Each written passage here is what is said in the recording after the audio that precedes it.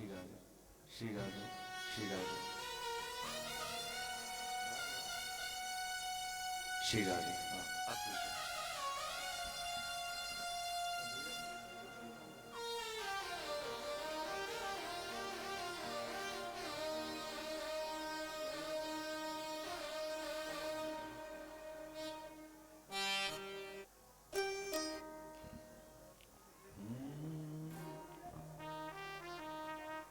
परम मंगल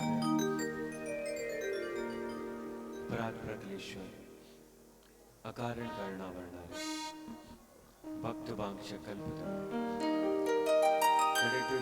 पीताम्बरधारी श्री बालकृष्णलाल श्री राधा रमणलाल श्री बांके बिहारी लाल की वांग में प्रतिमूर्ति, शब्द में प्रतिमूर्ति, वाणी में प्रतिमूर्ति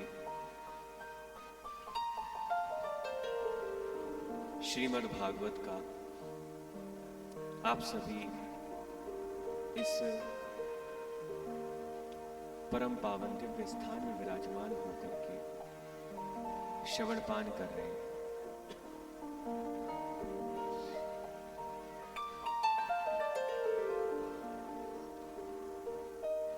बंधुओं, ये जो आप कथा श्रवण पान कर रहे हैं, ये केवल और केवल, देखो आपको छोटी सी बात बताता हूं। जैसे हमें किसी वस्तु को देखने के लिए नेत्रों में बल चाहिए, किसी वस्तु को देखने के लिए नेत्रों में बल चाहिए, किसी वस्तु को स्पर्श करने के लिए इन हाथों में बल चाहिए, किसी वस्तु को देखने के लिए नेत्रों में बल चाहिए, किसी वस्तु को स्पर्श करने के लिए हाथों में बल चाहिए। अगर सुनना है तो मेरे प्यारे कर्ण रूपी बल से सुनना पड़ेगा। अगर कुछ खाना है तो मेरे प्यारे दांतों का बल चाहिए। अगर कुछ चीज चखनी है तो जिव्या रूपी बल चाहिए। लेकिन मेरे प्यारे, ये जो आप श्रीमद् भागवत श्रवण पान कर रहे हैं, ये ना तो कानों के बल से सुनी जा सकती है, ना आंखों के बल से देखी जा सकती है, ना इन हाथों के बल से छुई जा सकती है। मेरे प्यारे, अगर सुनी जा सकती है तो दो कृपा बल से सुनी जा सकती है, या फिर तो गुरु रूपी बल से सुनी जा सकती है, या फिर मेरे गोविंद के बल से सुनी जा सकती है। केवल दो। इस कथा को प्रेरणा देने वाले, इस कथा का बड़ा ही दिव्य आयोजन हमारे सद्गुरुदेव भगवान ने किया है। आप सभी के हृदय में विराजमान भक्ति को मेरा नमन है। मंच पर उपस्थित जितने भी विप्र देवता हैं, उन सभी को मेरा नमन। पूज्य गुरुदेव समक्ष विराजमान है, आप श्री को भी मेरा नमन। तो आइए इसी पावन दिव्य बेला में इस दिव्य कथा की चर्चा में शुरुआत करते हैं। देखिए, श्रीमद् भागवत सबसे पहले हमें समझना होगा। तो श्रीमद् भागवत का सबसे पहले सुनाया ही गया महत्व, महत्व यानी महात्मा। सबसे पहले महात्मा का गान किया है। देखिए, आप सभी जानते हैं कि हमारे जो वैदिक सनातन संस्कृति है, उसमें 4 वेद हैं, ऋग्वेद, यजुर्वेद, सामवेद और अथर्ववेद। 6 उपनिषद हैं, 18 पुराण हैं। लेकिन ये जो आप श्रीमद् भागवत श्रवण पान करने जा रहे हैं, यह समस्त वेदों का, पुराणों का, ग्रंथों का सार है।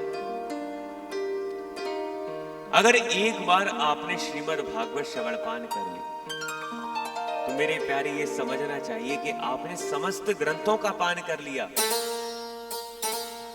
अगर जीवन में एक बार आपने श्रवण पान श्रीमद् भागवत कर लिया तो मेरे प्यारे इस बात को कहने में अतिशयोक्ति नहीं होगी कि आपने सभी ग्रंथों को पान कर लिया, समस्त पुराणों को कर लिया और मेरे प्यारे सभी वेदों का पान कर लिया। श्रीमद् भागवत पहले एक वेद थे, पहले केवल एक वेद था जिसका नाम था ऋग्वेद। वेदव्यास जी ने इसका विस्तार किया, 1 से 4 हो गए, वेदों से उपनिषद बने, आगे जाकर के पुराण की रचना हुई, पंचम वेद महाभारत लिखा गया। 4 वेद तो आपने सुने, लेकिन जितने भी ये पुराण हैं, जितने भी ये उपनिषद हैं, जैसे कि महाभारत, इन सभी को पंचम वेद की उपाधि दी गई। यानी संसार में उपलब्ध 5 वेद हैं। 4 वेद तो आपने सुने हैं, लेकिन पंचम वेद की इन सबको उपाधि दी गई है। श्रीमद् भागवत के रचयिता श्री कृष्ण द्वैपायन है।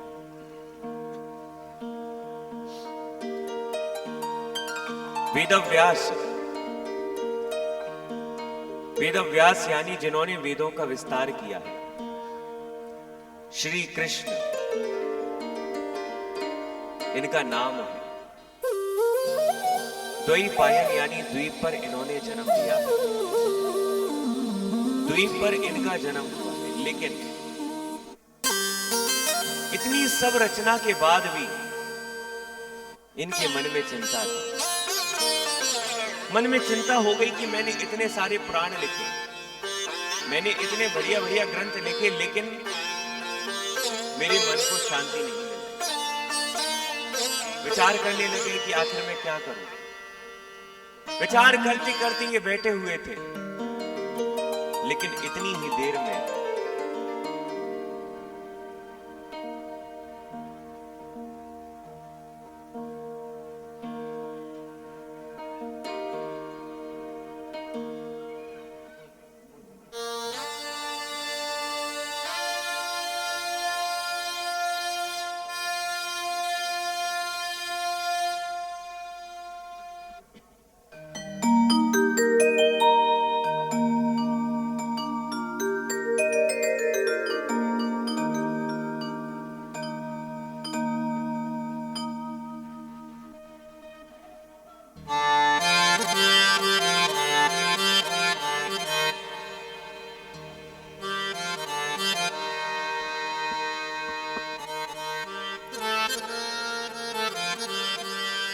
बड़ी ही चिंता में चले गए। चिंता में जाकर के इन्होंने सोचा कि मैंने इतने पुराणों की रचना करी, इतना सब कुछ लिख दिया, लेकिन फिर भी मेरे मन को शांति क्यों नहीं मिल रही। बड़ी ही चिंता में थे, लेकिन मेरे प्यारे इतनी ही देर में नारद जी का आगमन हुआ। नारद जी विराजमान थे। नारद जी ने पूछा कि भगवान, आप इतने चिंता में क्यों हैं? आप पर इतनी चिंता शोभायमान नहीं लगती।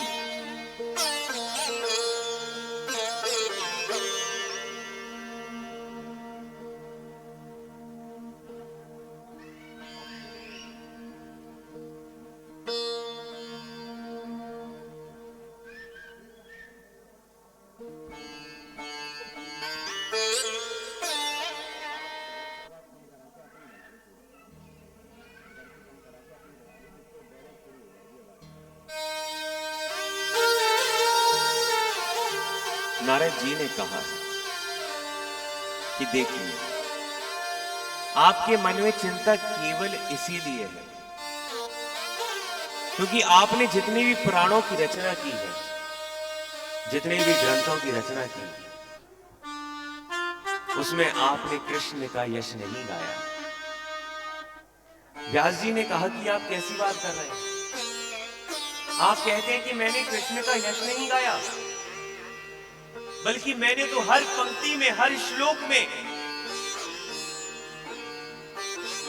ग्रंथों की शुरुआत होने में, जब ग्रंथ विश्राम करता है, उस हर समय पर, हग पर, पग पग पर अगर मेरे प्यारे गाया है तो मेरे गोविंद का गुणगान गाया है, यश ही तो गाया है।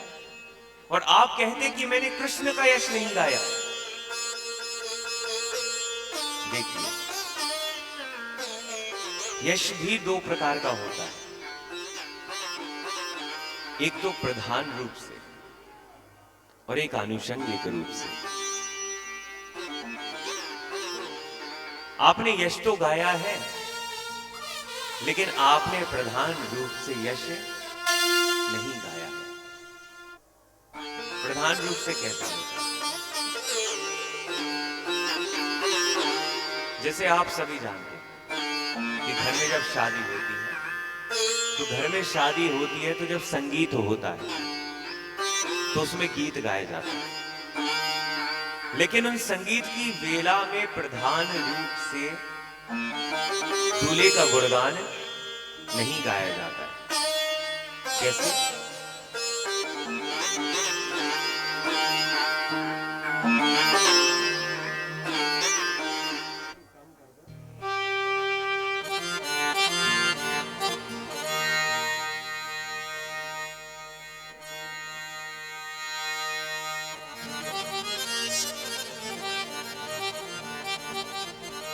जैसे एक शादी होती है, शादी में गुणगान गाया जाता है, लेकिन गुणगान प्रधान रूप से दूल्हे का नहीं गाया जाता। जब संगीत होता है, उस संगीत में जब गुणगान गाते हैं ना, तो मेरे प्यारे गुणगान गाते गाते उस गुणगान में फूफा का गुणगान गाया जाएगा, मामा को गुणगान गाया जाएगा, दूल्हे के पिता का गुणगान गाया जाएगा, सबका गुणगान तो गाया जाएगा, लेकिन मेरे प्यारे प्रधान रूप से दूल्हे का गुणगान नहीं गाया जाता। ठीक उसी प्रकार से आपने इतने ग्रंथों की रचना की, इतने पुराणों की रचना की, लेकिन उन पुराणों की रचना में प्रधान रूप से आपने नहीं गाया। तो मेरे प्यारे, आज नारद जी ने 4 श्लोकों की भागवत, 4 श्लोक आज व्यास जी को प्रदान किए हैं। और ये 4 श्लोक साधारण नहीं है, क्योंकि इन्हीं 4 श्लोकों को स्वयं नारायण ने ब्रह्मा जी को दिया, ब्रह्मा जी ने नारद भगवान को दिए, और नारद भगवान ने वेद व्यास जी को दिया। 4 श्लोकों का ध्यान लगाया। ध्यान लगाते ही मेरे प्यारे, आज 4 श्लोकों से 18,000 श्लोकों की परम हंसों की संहिता श्रीमद् भागवत महापुराण प्रकट कर दी। बोलिए भागवत महापुराण की। भागवत कौन है? 11 स्कंद में बद्री का आश्रम में जब मेरे गोविंद लीला विश्राम की ओर जा रहे थे, लीला विश्राम की ओर जा ही रहे थे, इतनी ही देर में बगल में उद्धव जी बैठे थे। उद्धव बैठे बैठे विचार करने लगे, भगवान आप क्या सोच रहे हैं? मेरे प्यारे भगवान ने कहा कि हे उद्धव, मेरा अब जाने का समय आ गया है, अब मैं यहां से जाने वाला हूं। उद्धव विरह में चले गए, परेशान हो गए कि भगवान आप क्यों जा रहे हैं? मैं यहां से जा तो रहा हूं, लेकिन जितनी भी आगे नाम की सेवा है, हे उद्धव, वह तुम्हें ही करनी पड़ेगी। उद्धव विरह में चले गए, परेशान हो गए। और मेरे प्यारे, आज उद्धव ने कह दिया, यमन ने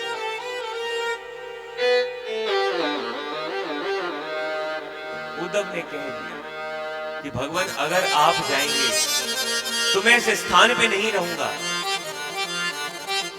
मैं आपके साथ ही में चलूंगा, मुझे ऐसी धराधाम नहीं चाहिए जहां पर आप ना हो। कह दिया। लेकिन मेरे द्वारकाधीश ने कहा कि हे उद्धव, तुम चिंता मत करो कि मैं भी इस धराधाम पर रहूंगा, लेकिन कैसे कि तेरोधाए प्रविष्टोयम् श्रीमद्भागवतायम्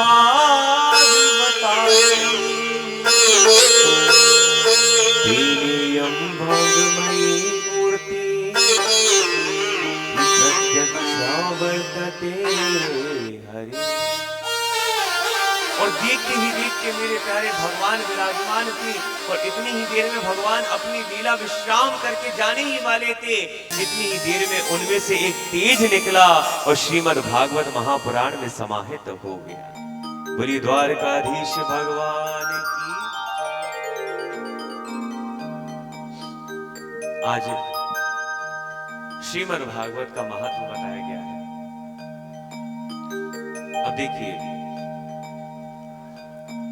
महात्मा की हम शुरुआत करते हैं। महात्मा आखिर होता क्या है? महात्मा का अर्थ होता है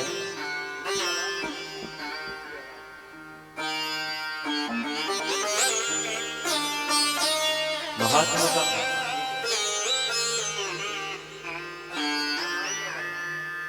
भैया हमें भी कमा रही हो, अभी आए थोड़ी सी।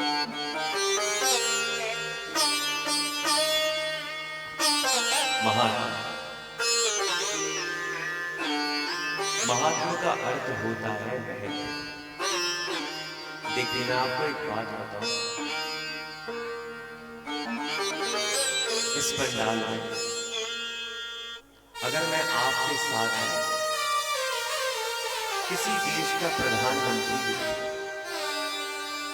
और आपको ये ना पता हो कि ये प्रधानमंत्री, तो आप उसको सम्मान नहीं देंगे। क्यों? क्योंकि आपको उसका महत्व नहीं पता। आज से पहले ना जाने हो सकता है कि किसी स्थान पे आप हम मिल चुके, हम आपसे मिल चुके, लेकिन प्रेम कब बढ़ेगा? प्रेम केवल और केवल मेरे प्यारे एक स्थिति में बढ़ेगा कि जब हमें आपका महत्व पता चले और आपको हमारा महत्व। यानी बड़ी सीधी सी बात है, बिना महत्व के कभी प्रीति नहीं होती। इसीलिए सबसे पहले महत्व ही बताया है कि आखिर भागवत का महात्मा क्या होता है। तो मेरे प्यारे बड़ा ही सुंदर कि सच्चिदानंद रूपाय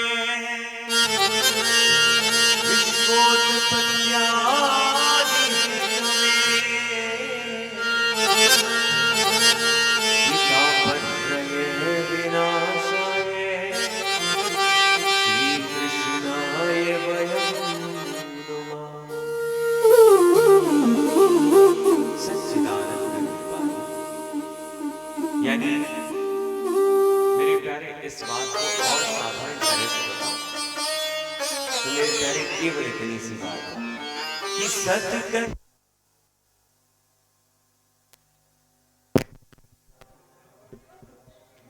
कि सत कहिए जो बिन से नाही, चित चैतन्य सकल घट माही।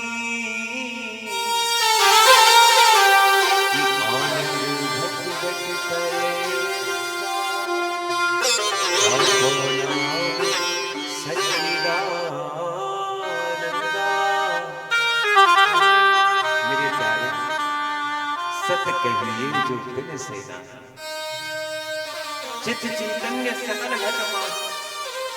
सबसे पहले तीन की वंदना की, सच्चिदानंद। इस सच्चिदानंद एक शब्द में ही 3 स्वरूप छिपे हैं। पहला है सत्य,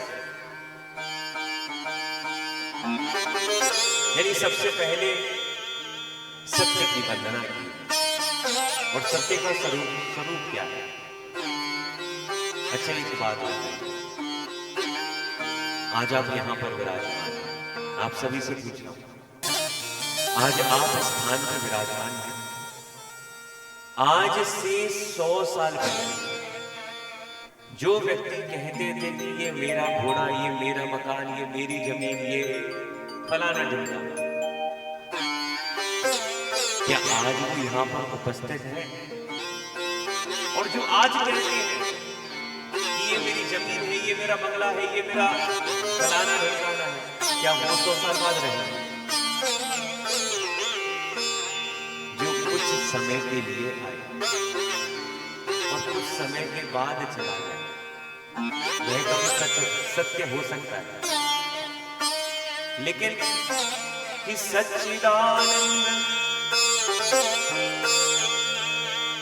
लेकिन आज से लाखों वर्ष पहले प्रभु श्री राम इस धराधाम पर आए थे।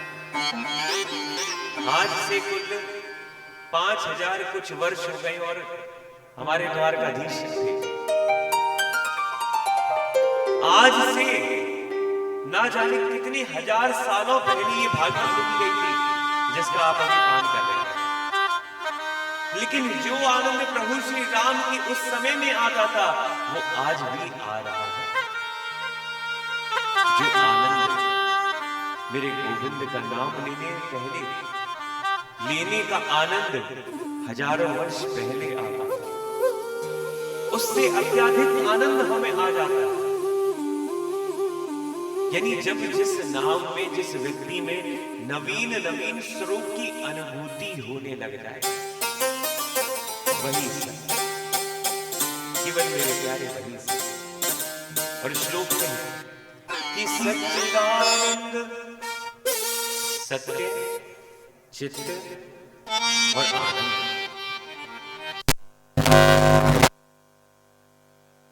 यानी हम जब कहते हैं कि प्राण निकल गए,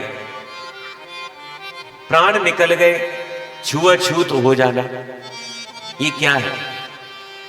बल्कि हमारे प्राण तो हमारे अंदर ही है, लेकिन मेरे प्यारे हमारे जो चित्त स्वरूप में, हमारे चित्त में चैतन्य स्वरूप परमात्मा थे, जब वो हमें छोड़कर के चले जाते हैं तब हम कहते हैं कि हमारे प्राण निकल गए, हमारी चेतना चली गई। मेरे प्यारे, जब तक तुम्हारे चित्त में मेरे गोविंद विराजमान है, चैतन्य स्वरूप परमात्मा है, तब तक तुम्हें दुनिया सम्मान करेगी। लेकिन जब मेरे चैतन्य स्वरूप परमात्मा तुम्हें छोड़ करके चले जाएंगे, तब मेरे प्यारे तुम्हें छोड़ करके घर में बाद में घुसेगा, पहले 4 बाल्टी से नहाएगा। प्रेम से बोलो। इसलिए सच्चिदानंद, सत्य, चित्त और आनंद। और मेरे प्यारे तीसरा स्वरूप है आनंद। आनंद यानी देखिए 2 शब्द है, एक शब्द है मजा और एक शब्द है आनंद। अगर आप 3 घंटे पिक्चर देखने के लिए जाओगे तो उससे बाहर निकल के कहोगे कि आज तो बड़ा मजा आ गया, लेकिन जब इस कथा का श्रवण पान करते ही यह कथा आपके हृदय में बस जाएगी तो मेरे प्यारे ये नहीं कहोगे कि मजा आ गया, बल्कि निकलते ही हृदय से केवल एक बात निकलेगी, महाराज जी आज तो आनंद आ गया। प्रेम से बोलो।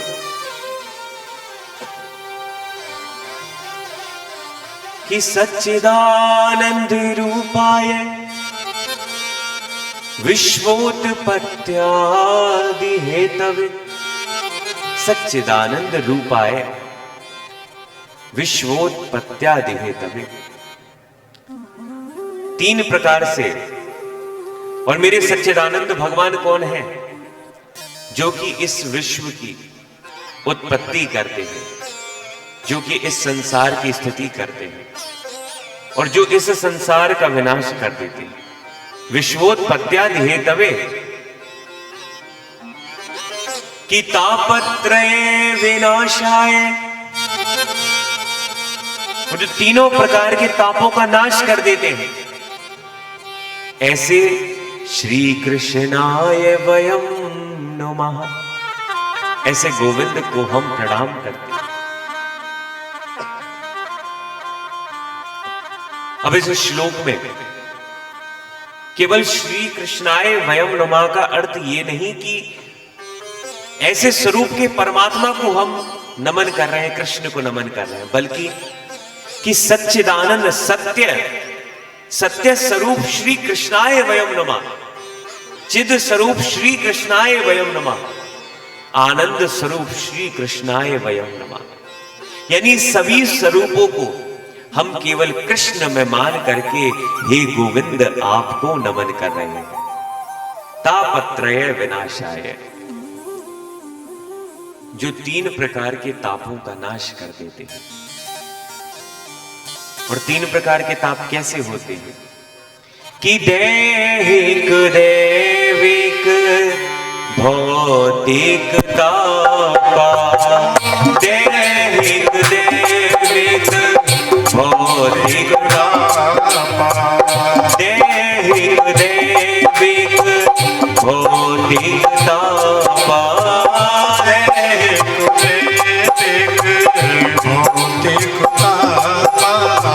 राम राज नहीं कहूँ ही व्यापा, राम राज का नहीं व्यापा, राम राज का नहीं व्यापा, राम राज का नहीं व्यापा, दैहिक दैविक भौतिक तापा, दैहिक दैविक भौतिक तापा, दैहिक दैविक भौतिक तापा, दैहिक दैविक भौतिक तापा।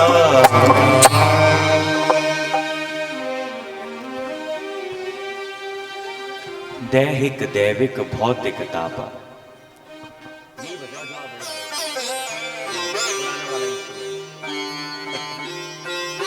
अभी इससे पहले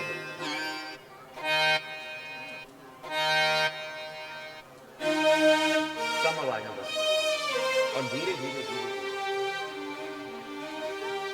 कि सच्चिदानंद रूपाय विश्वोत्पत्त्यादि हेतवे, ऐसे गोविंद को हम यहां पर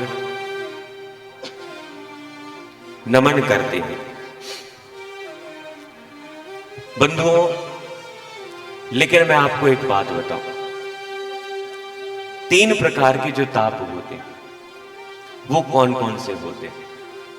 दैहिक, दैविक और भौतिक। दैहिक ताप कौन से होते हैं? जब शरीर को कष्ट मिलने लग जाए, जब शरीर को कष्ट मिलने लग जाए, नाना प्रकार के रोग लग जाए, किसी को बीपी की दिक्कत हो जाए, किसी को शुगर की दिक्कत हो जाए, किसी के शरीर में कुछ रोग लग जाए, या फिर शरीर को तो कष्ट होता ही है, लेकिन मेरे प्यारे जब शरीर के संबंधों से कष्ट मिलने लग जाए, संबंधों से कैसे?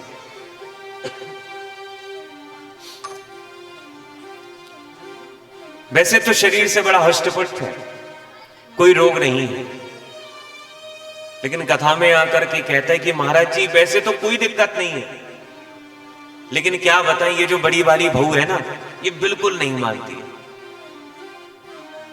यानी शरीर से स्वस्थ है,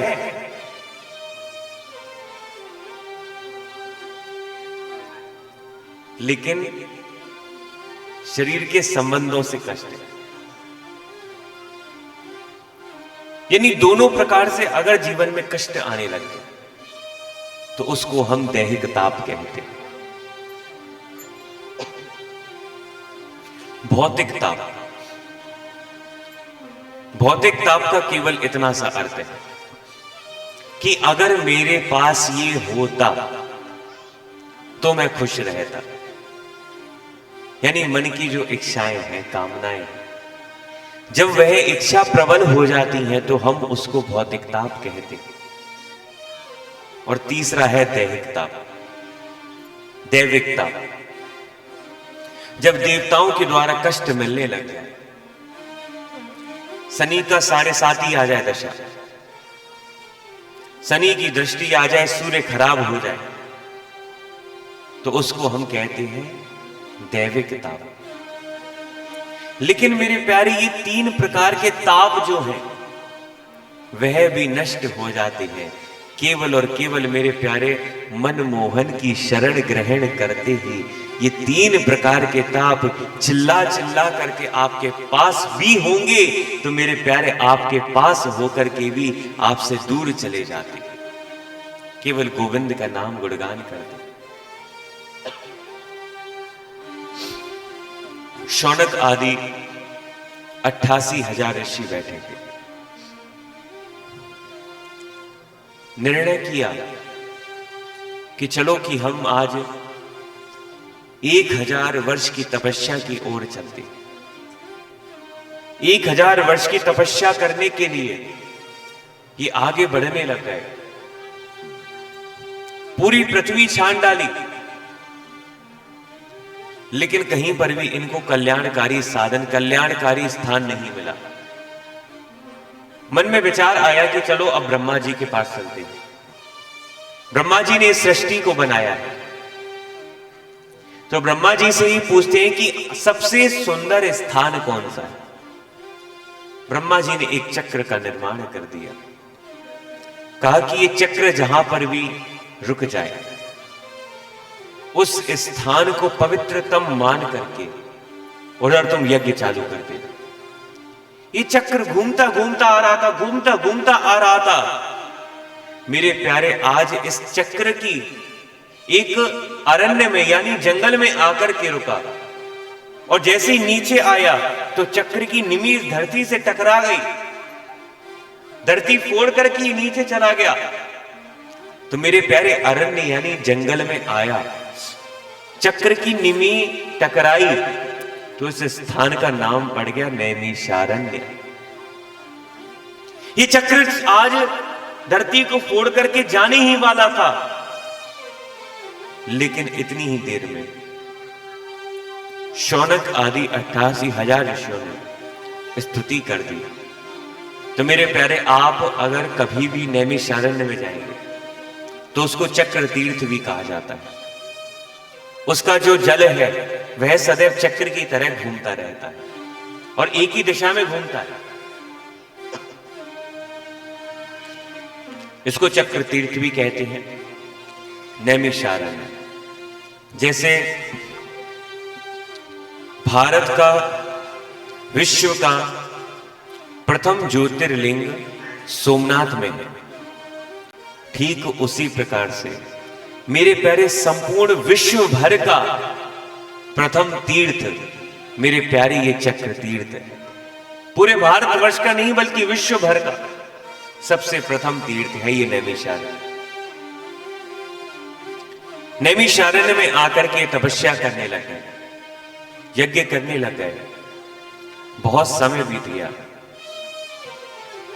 लेकिन इतने समय बीतने के बाद भी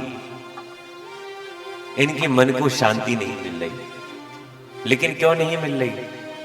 बीनु सत्संग ना हरि कथा, बीनु सत्संग ना हरि कथा। मेरे प्यारे बिनु सत्संग ना हरि कथा, बिना संतों के संग की कभी भी हरि कथा सुलभ हो ही नहीं सकती। लेकिन सत्संग होता क्या है? सतपुरुष का जब जीवन में संग आ जाए, जब संतों का संग आ जाए, तो मेरे प्यारे उसी को सत्संग कहते हैं। कि साधवो हृदयम मह्यम, स्वयं मेरे गोविंद कहते हैं कि जो साधु है ना, वह सदैव मेरे हृदय, मेरा ही हृदय है। हम संतों को इतना प्रणाम क्यों करते हैं? मेरे प्यारे, मैंने तो केवल इतनी सा ही सुना है, इतना ही गुरुजनों से सुना है कि जब मेरे भगवान विराजमान होते हैं, मेरे गोविंद विराजमान होते हैं, तो साधुओं के लिए केवल इतनी सी बात कहते हैं कि साधवो हृदयम मह्यम। साधवो यानी साधु, हृदयम हृदय, मह्यम यानी मेरा। साधु और कोई नहीं बल्कि मेरा हृदय ही है। इसीलिए हम सबसे ज्यादा संतों को मानते हैं।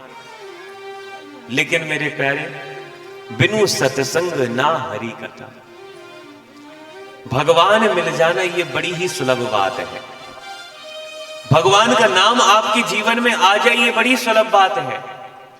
लेकिन मेरे प्यारे, संतों का संग आ जाना, संतों की सन्निधि आ जाना, ये जीवन में अत्याधिक दुर्लभ बात है। बिनु सत्संग ना हरि कथा, बिना संतों के संग की कभी भी हरि कथा सुनी ही नहीं जा सकती। ये बैठे हुए थे, परेशान हो गए, मन में विचार करने लग गए कि मैं क्या करूं, कुछ तो मेरे करने योग्य होगा। मेरे प्यारे, ये गाने लग गए कि मिले कोई ऐसा संत फकीर, पहुंचा दे भव दरिया के तीर, जहां खड़े श्री राधा यदुवीर। मिले कोई ऐसा संत फकीर, मिले कोई ऐसा संत फकीर, पहुंचा दे भव दरिया के तीर। कोई एक ऐसा संत मिल जाए जो हमें इस भव सागर से पार ले जाए। शौनक जी ने पुकार लगाई। लेकिन मेरे प्यारे, एक बात बताऊं, जब इस दुनिया से प्यार करोगे, जब इस दुनिया से प्यार करोगे, तो तुम्हें अपने प्यार को सिद्ध करने के लिए इस दुनिया के पास जाना पड़ेगा। अगर तुम किसी से प्यार करोगे तो तुम्हें उसके पास जाना पड़ेगा। लेकिन मेरे प्यारे, गोविंद ऐसे हैं कि जब तुम गोविंद से प्यार करते हो तो मेरे प्यारे, आपको गोविंद के पास नहीं बल्कि गोविंद ही आपके पास आ जाते हैं।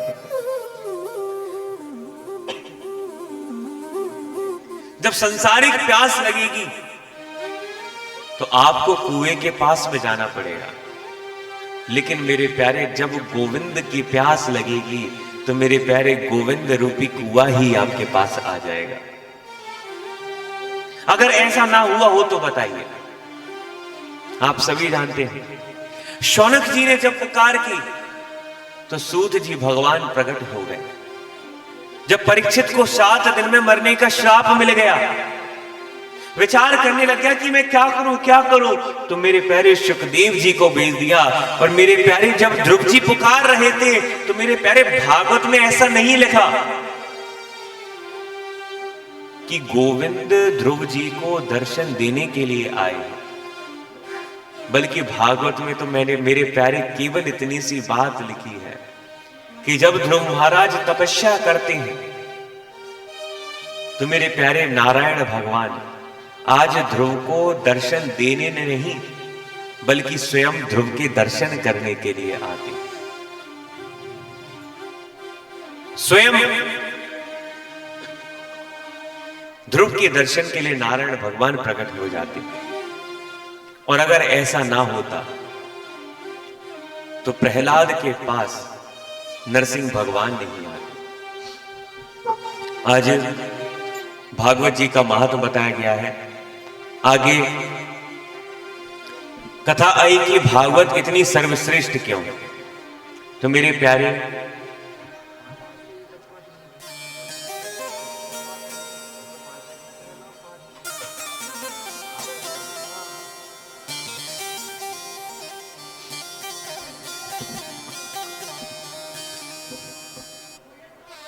कि नैमिषे सूतमासीनम् अभिवाद्य महामतिम् कथामृत रसस्वाद कुशला शौनको ब्रवीत। आज शौनक जी ने पूछा है कि भगवान एक बात बताइए, हम बड़े अज्ञानी हैं, हम कुछ नहीं जानते, लेकिन हम इस स्थान में विराजमान हैं और हम केवल एक बात को जानते हैं कि अज्ञान ध्वंत विद्वंस कोटि सूर्य समप्रभा कि सूत क्या ही कथा सारम मम कर्ण रसायनम। अज्ञान ध्वंत विद्वंस कोटि सूर्य समप्रभा। हम इतनी सी बात को जानते हैं, हे सूत भगवान, हमारे अज्ञान रूपी अंधकार को नष्ट करने में आप करोड़ों सूर्यों के समान हैं। जैसे आप सभी जानते हैं, इस कुंभ मेले में आपके ग्वालियर में, ग्वालियर से है ना, आपके ग्वालियर में ना जाने करोड़ों लाइटें होंगी, रास्ते पर होंगी, घर में होंगी, घर के बाहर होंगी, करोड़ों लाइटें होंगी, लाखों करोड़ों लाइटें हैं। लेकिन उन लाख करोड़ों लाइटों का प्रयोग कब तक है? जब तक सूर्य अपने प्रकाश में नहीं आता। और जैसे ही वह सूर्य अपने प्रकाश में आता है, सभी की सभी लाइटें फीकी पड़ जाती हैं। इसीलिए कि अज्ञान ध्वंत विद्वंस कोटि सूर्य समप्रभा, कि हम इस बात को जानते हैं कि अज्ञान रूपी अंधकार को नष्ट करने में आप करोड़ों सूर्यों के समान हैं।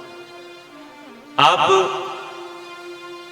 सब कुछ जानते हैं, बहुत ज्ञानी हैं, बहुत सारी कथाओं को जानते हैं, लेकिन सूत भगवान, हमें आप कथा मत सुनाइए। अगर हमें सुनाइए तो केवल कथा का सार बताइए। सार यानी कथा को थोड़ा शॉर्ट में करके बताना। हमें कथा नहीं सुननी, हमें तो केवल कथा का सार सुनना है। प्रसन्न सूत जी ने कह दिया कि आओ मैं तुम्हें इतनी सुंदर कथा श्रवणपान कराता हूं कि जो पावन नहीं बल्कि पावना नाम चा पावनम, जो मेरे प्यारे पावन नहीं बल्कि जो पावनों में भी पावन है, ऐसी दिव्य कथा का मैं आप सभी को श्रवणपान कराता हूं। तो एक बार की बात है, एक बार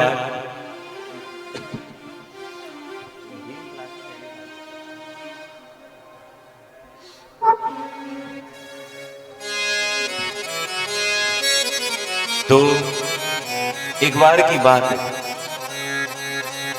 एक बार ब्रह्मा जी ने देखा, ब्रह्मा जी ने देखा कि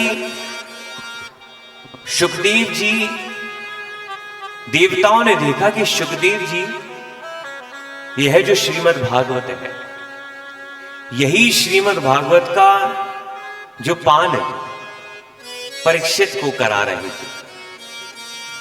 देवताओं ने सोचा कि चलो ये कथा रूपी अमृत हम परीक्षित से लेकर के आ जाते हैं। सभी देवता एकत्रित हुए, एकत्रित होकर के आज सुखदेव जी के पास पहुंच गए और सबके आगे हाथ जोड़ने लगे कि एवं विनय जाते सुधारा गया प्रपीयता। एवं विनय जाते, बड़ी ही विनय से कहा कि भगवान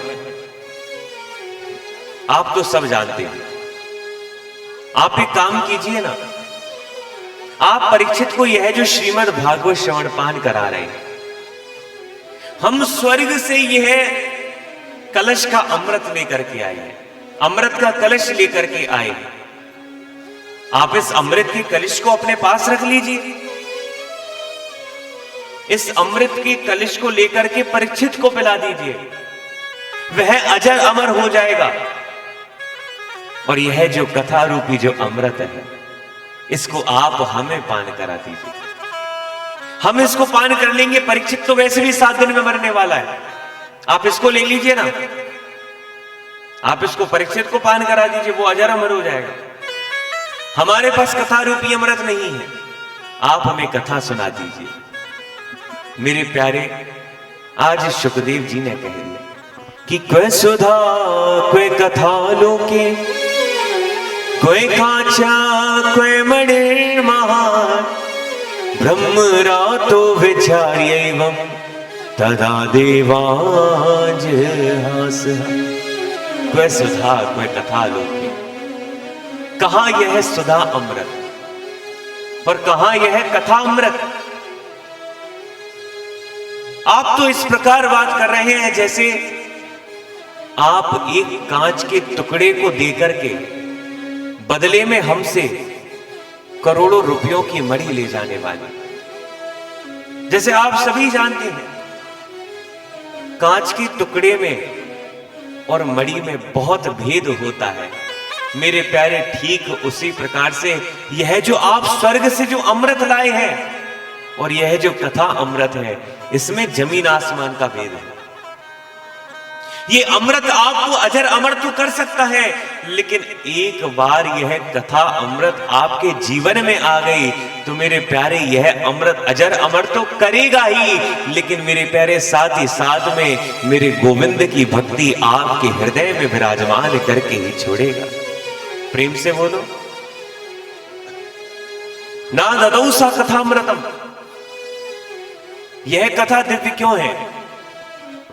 क्योंकि यह कथा के लिए देवता भी सदैव ललायत रहते हैं, लेकिन उन देवताओं के लिए भी यह कथा नित्य दुर्लभ होती है। एक बार की बात है,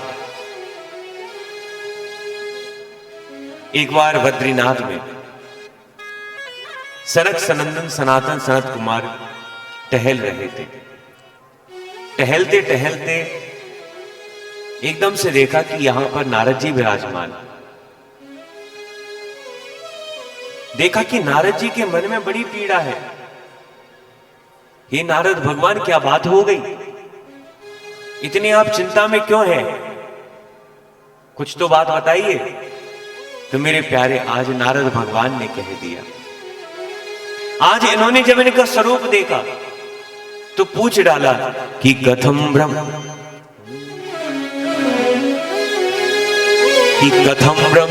दीन मुखा कुतश्चिंता तुरो भवान, कि त्वरितं गम्यते कुत्र कुतश्चागमनं तव, कि इदानीं शून्य चित्तोऽसि गतवित्तो यथा जना, तवेदं मुक्त संगस्य नोचितं वद कारणं, नोचितं वद कारणं।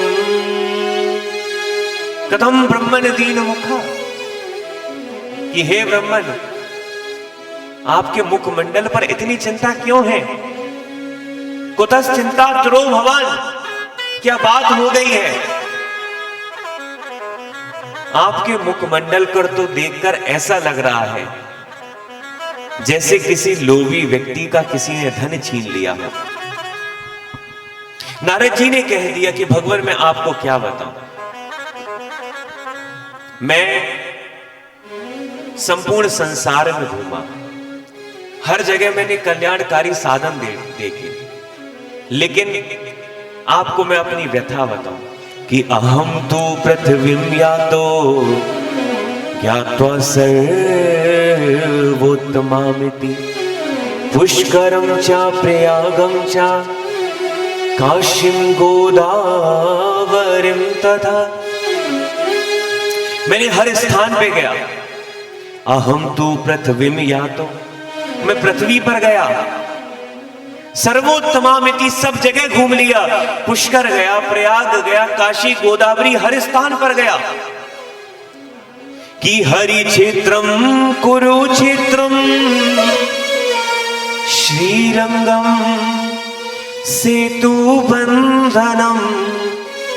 मैं श्रीरंगम गया, सेतु बंध यानी रामेश्वरम गया, लेकिन कहीं पर भी मुझे कल्याणकारी साधन नहीं मिला। सत्यम नास्ति तपा शौचम दया दानम ना विद्यते, कहीं पर सत्य नहीं मिला मुझे, दया दान की भावना किसी के मन में नहीं बची।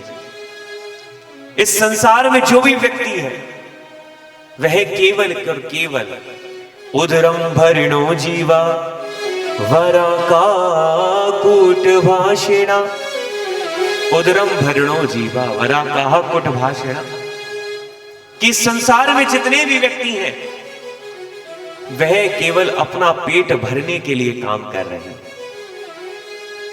कि मंदा सुमंद मतियों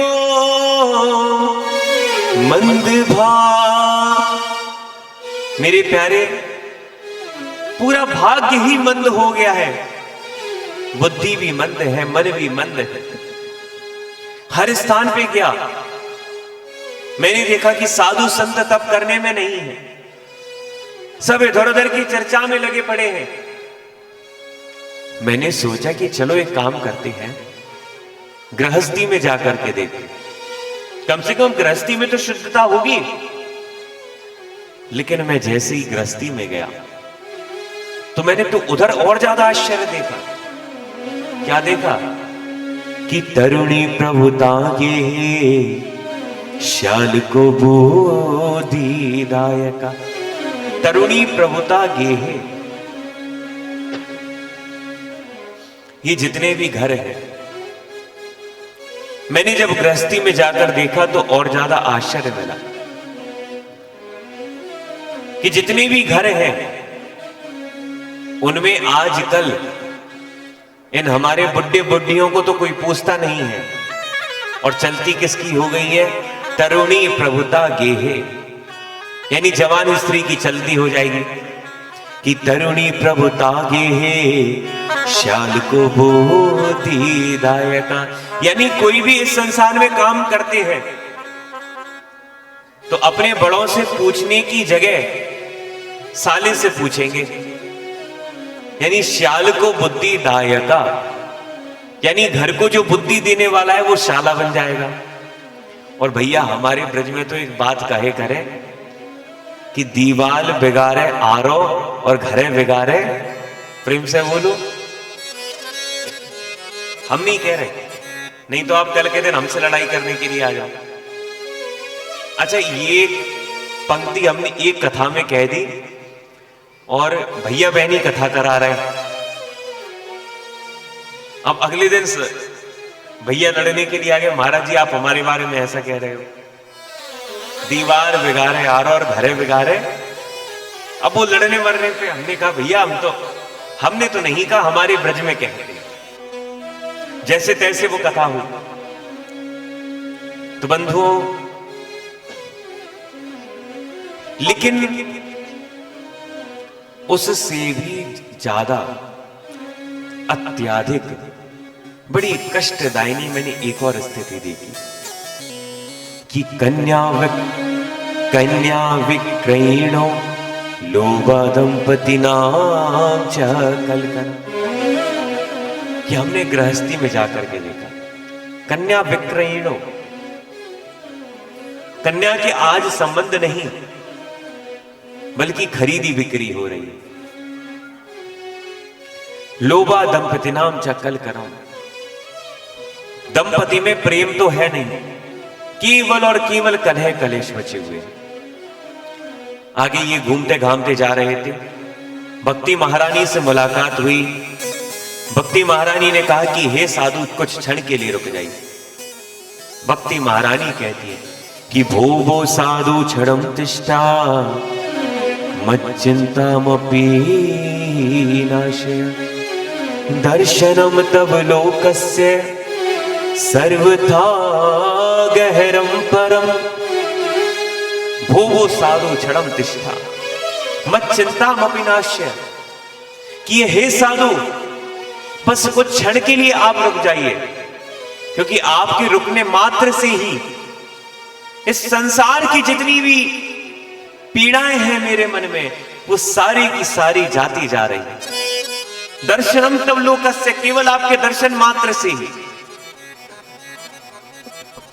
नारद जी ने पूछा कि वद देवी सविस्तारम स्वस्य दुखस्य कारणम, कि हे देवी अपने दुखों का कारण बताइए। उन्होंने कहा कि यह मेरे दोनों पुत्र हैं ज्ञान और वैराग्य, आप सभी कथा जानते हैं। ज्ञान वैराग्य है काल योगी ने जर जराऊ, केवल यह कलयुग के कारण यह वृद्ध हो गए। अपना परिचय दिया कि मैं यहां से आई, लेकिन आज मैं जब देख रही हूं कि मेरे दोनों पुत्र बुढ़े हो गए हैं और यह अगर ठीक नहीं हुए तो इदम स्थानम परित्यज्य विदेशम गम्यते मया, अगर ये ठीक नहीं होते हैं तो मैं विदेश चली जाऊंगी। आगे नारद जी इनके इलाज के लिए हर जगह घूमते जा रहे थे, तो आज बद्रीनाथ में ये पहुंचे हैं। बद्रीनाथ में सनत सनंदन सनातन सनत कुमार मिले हैं। आज इन्हीं चारों भाइयों ने श्रीमद् भागवत का जो गान है वह ज्ञान और वैराग्य को बिठा करके श्रवण पान कराया है। भक्ति महारानी ने श्रवण पान की है, तो आज इन सभी के ऊपर कल्याण किया है। आगे धुंधकारी की कथा आई। इसने अपने जीवन में कुछ नहीं किया, केवल और केवल अपने माता पिता को कष्ट दिया। आज यह अपने माता पिता को कष्ट देता जा रहा था। आज इनके यह धुंधकारी वैश्यों की संगति करने लगे। पिताजी परेशान हो गए कि मेरा बेटा वैश्यों की संगति करने लग गया है। तो मन में विचार आया कि मैं सब कुछ वैराग्य करके चला जाता हूं, लेकिन मेरे प्यारे गोकर्ण जी मिल गए। गोकर्ण पंडितो ज्ञानी, गोकर्ण जी बड़े ही ज्ञानी। पिताजी को समझाया। पिताजी ने कहा कि देखो बेटा,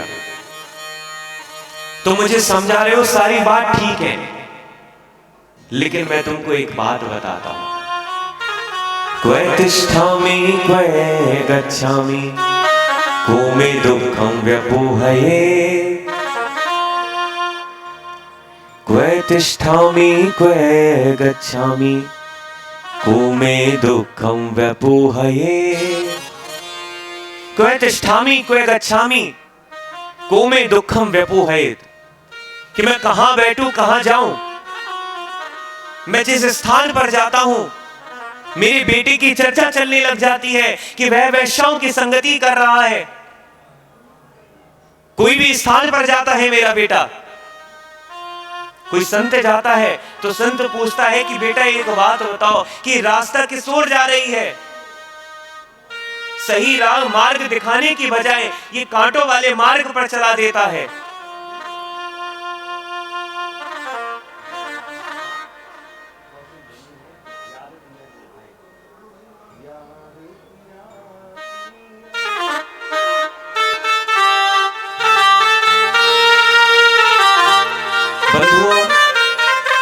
परेशान हो गए ये क्वे तिष्ठामि क्वे गच्छामि को मे दुःखं व्यपोहये कि प्राणस्त्यजामि दुःखेन हा कष्टं मम संस्थितम्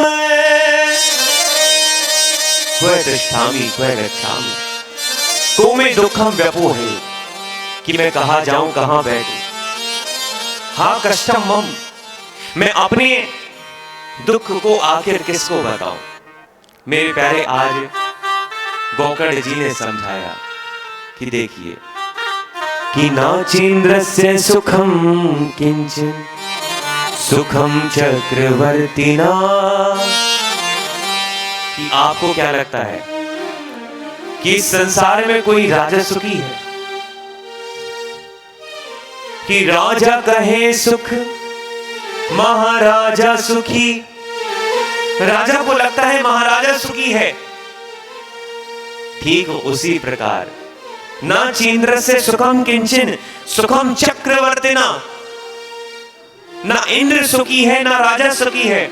इंद्र सदैव घबराया रहता है कि कहीं मेरा कोई पद ना छीन ले, कोई अश्वमेध यज्ञ ना कर ले जिससे मेरा पद चला जाए। राजा सोचता रहता है कहीं कोई रात्रि में पूरी प्रजा सोती है, लेकिन राजा पूरी रात्रि ये सोचता है कहीं कोई मेरी नगरी पर चढ़ाई ना कर दे।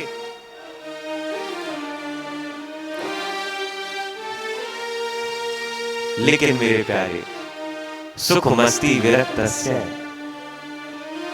मुनिरेकांत जीवना। सुखी वही है जो सदैव विरक्त भाव में रहता है, जो सदैव से ही विरक्त है। और आप सब इस बात को जानते हैं कि मेरे गोविंद का स्वभाव है, जाओ पर कृपा रम की होई, जा पर कृपा राम की होई, ता पर कृपा करही सब कोई, ता पर कृपा करहि सब कोई, ता पर कृपा करही सब कोई, ता पर कृपा करही सब कोई, जा पर कृपा राम की होई, जा पर कृपा राम की होई, जा पर कृपा राम की होई, जा पर कृपा राम की होई। मेरे प्यारे, जिस पर मेरे प्रभु श्री राम कृपा कर देते हैं, ता पर कृपा करही सब कोई। तो आज जब पिताजी को वैराग्य आया, धुंधकारी बाजार में से वैश्याओं को लेकर के घर में आ गया। सभी वैश्याओं ने सोचा कि ये तो लूटपाट करता है, इसके पास धन है, लेकिन संभालने वाला कोई नहीं। तो सभी वैश्याओं ने मिलकर के आज इसको मार दिया। यह प्रेत योनि में गया। गोकर्ण महाराज को पता चला।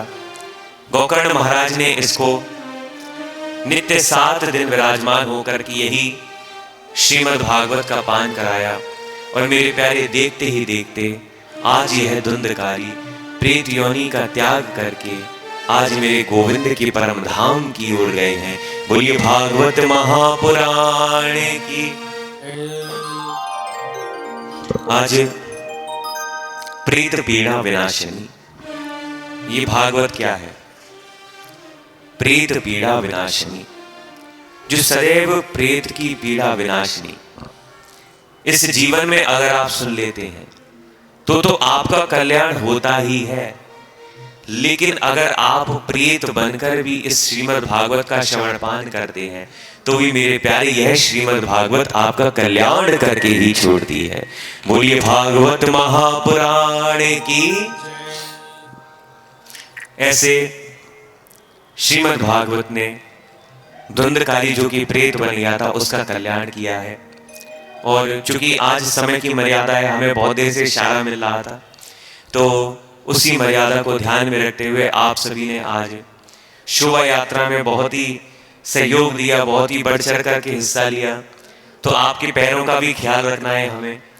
तो आज की कथा को यहीं विश्राम देते हैं और आज ठाकुर जी को थोड़ी सी नींद लग गई है और जागेंगे ठीक कल सुबह के 10 बजे। बोली वृंदावन बिहारी लाल की। तो आप सभी से निवेदन है,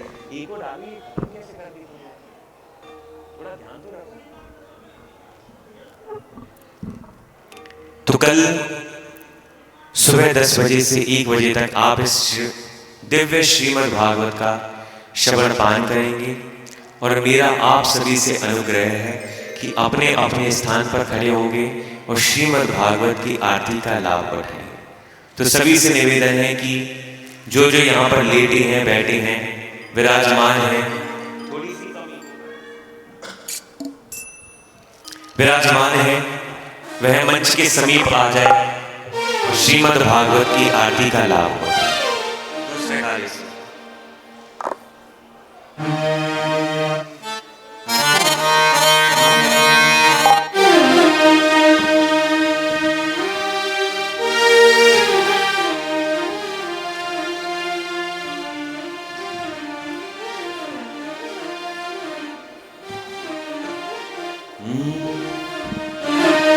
श्री भागवते भगवान की है आरती, पापियों को पाप से है तारती। श्री भागवत भगवान की है आरती, पापियों को पाप से। श्री भागवत भगवान की है आरती, पापियों को पाप से है तारती। श्री भागवत भगवान की है आरती, पापियों को पाप से है तारती। ये अमर ग्रंथ, ये मोक्ति पंथ, ये पंचम वेद निराला, नव ज्योति जगाने वाला। ये अमर ग्रंथ, ये मोक्ति पंथ, ये पंचम वेद निराला, नव ज्योति जगाने वाला। ये अमर ग्रंथ, ये मोक्ति पंथ, ये पंचम वेद निराला, नव ज्योति जगाने वाला। ये अमर ग्रंथ, ये मोक्ति पंथ, ये पंचम वेद निराला, नव ज्योति जगाने वाला। हरि नाम यही, हरि नाम यही, हरि नाम यही, हरि नाम यही, हरि नाम यही, हरि नाम यही, हरि नाम यही, हरि नाम यही। है जग मंगल की आरती, पापियों को पाप से है तारती। श्री भागवत भगवान की है आरती, पापियों को पाप से है तारती। ये शांति गीत पावन पुनीत, पापों को मिटाने वाला, हरि दर्श कराने वाला।